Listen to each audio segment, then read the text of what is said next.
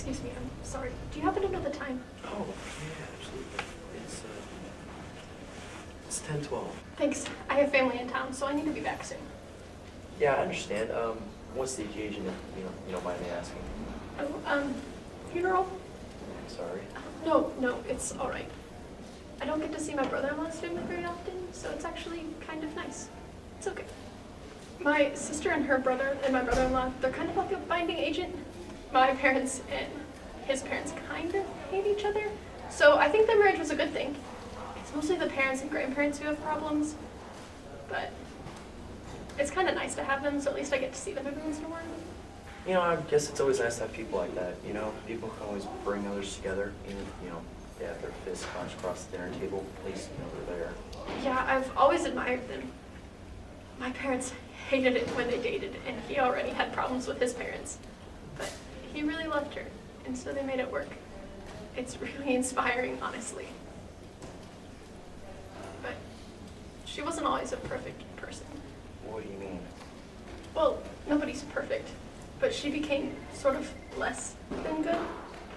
We've never been an extremely blessed family. We've always struggled financially. So when my sister wanted to move out, it caused a lot of friction between her and my parents.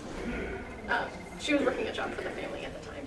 I had already moved out and gone to college, but she came up with this idea to give my dad a sort of care package. She wanted to find 50 grand to give him. I don't know how she was planning on doing that, especially under student loans. That seems impossible. Exactly. I was suspicious of her when she told me. Months went by and I completely forgot about it, finals and whatnot.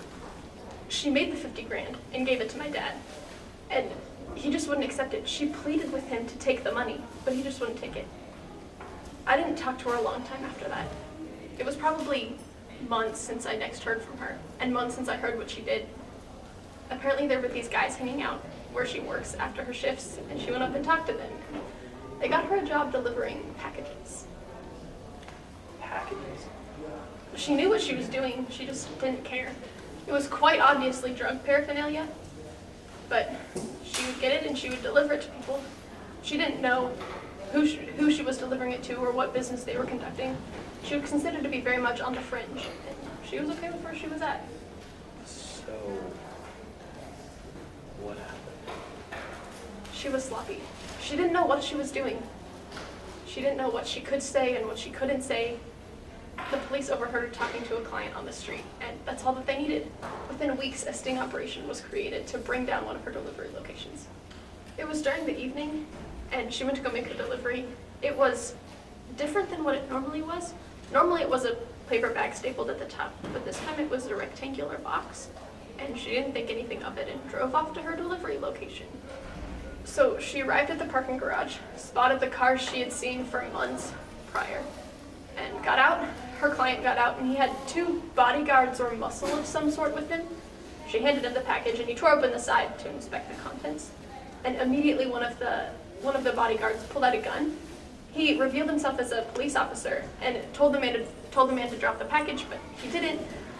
My sister was trying to get away and went back to the car, and the second police came out of the corner and told her, "Hey, you need to freeze. You need to stop." And I don't know if she just didn't hear him or didn't want to stop or something like that, but she just kept going. She went to the car door, opened it, and he thought he was reaching for a gun and shot her in the leg. Her client turned and overpowered the police officer, and his other bodyguard knocked out the other one. And while my sister was crawling to her client to help, her client's bodyguard picked up the gun, shot him in the heart, picked up the package, and then shot my sister. He was desperate. It only had about $200 in it, but he had been struggling to make ends meet for a while. He killed her for money.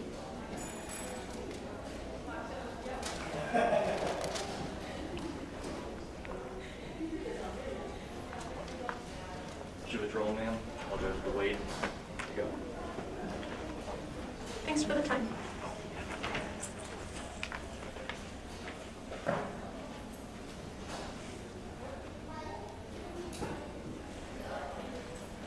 And your money, sir? I'm good.